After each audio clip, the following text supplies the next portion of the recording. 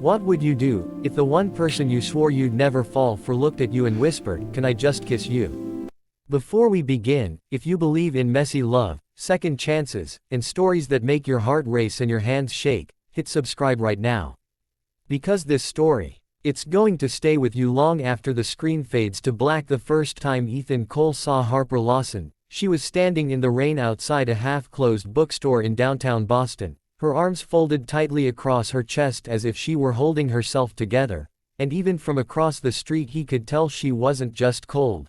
She was bracing against something far heavier than weather, something internal, something that made her stare straight ahead like the world was a storm she had already survived once before and refused to relive again. And Ethan, who had built his entire life on control and carefully measured risks, did something entirely out of character. He crossed the street without thinking. Harper didn't notice him until he was standing 2 feet away, holding his jacket out awkwardly like a peace offering.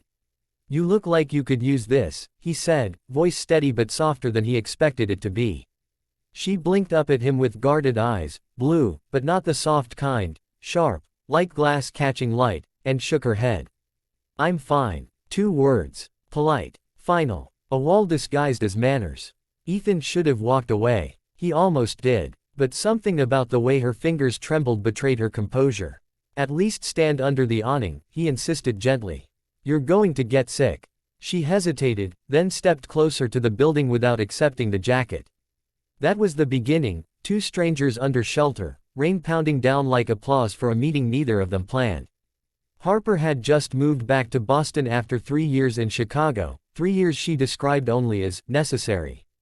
She rented the apartment above the bookstore she was reopening, her mother's bookstore, technically, though her mother hadn't set foot in it for over a decade. Ethan learned these details slowly, piece by piece, like assembling a puzzle without knowing the final image. He came back the next day, and the next, under the excuse of buying books he didn't need. Harper noticed. She pretended not to. There was something about Ethan that unsettled her, not in a dangerous way, but in a way that threatened the careful balance she had built around her life. He was warm without being intrusive, confident without arrogance, and he looked at her as if she were more than the guarded woman she presented to the world. She hated that, and maybe, secretly, she craved it. Weeks passed. The bookstore transformed. Shelves were repaired, dust cleared, fairy lights woven between wooden beams. Ethan volunteered more than once, claiming he had free time after work, though in reality he ran one of the fastest-growing marketing firms in the city. Harper eventually stopped asking why he kept showing up. Instead, she handed him a paintbrush one afternoon and said, "If you're going to hover, you might as well be useful."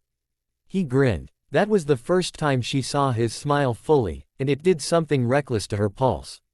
The night before the bookstore's reopening, they stayed late arranging the window display. Old vinyl records played softly from a speaker in the corner. The city outside buzzed in muted tones. Harper stood on a ladder adjusting a hanging sign when it slipped. Ethan caught it, and her, at the same time. For a suspended second, she was in his arms, breath mingling, hearts pounding too loudly for coincidence. She didn't pull away immediately. That was her first mistake. "Harper," he murmured, voice low, searching her face for permission to feel what was already evident between them. She stepped down from the ladder slowly, but the air had shifted. Charged. Fragile. "You don't want this," she said quietly. "You don't know what I want," he replied. She did. That was the problem. Because Harper had loved before. Deeply. Recklessly. And it had cost her more than heartbreak, it had cost her trust in her own judgment. 3 years ago, she had left Chicago in the middle of the night, abandoning an engagement ring on a kitchen counter and a life that looked perfect from the outside. She had promised herself never again.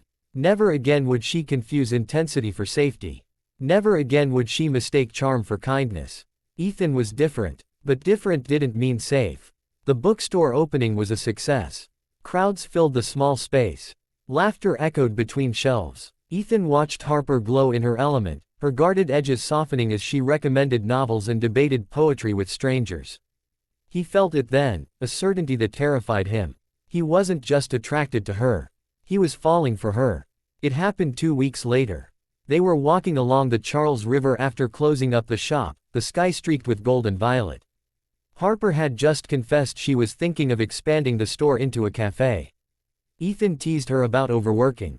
She teased him about being afraid of risks he couldn't quantify. They stopped near the railing. Silence settled, but it wasn't empty. It was heavy with everything unspoken. Ethan turned toward her fully. "Can I ask you something?" She raised an eyebrow. "You just did."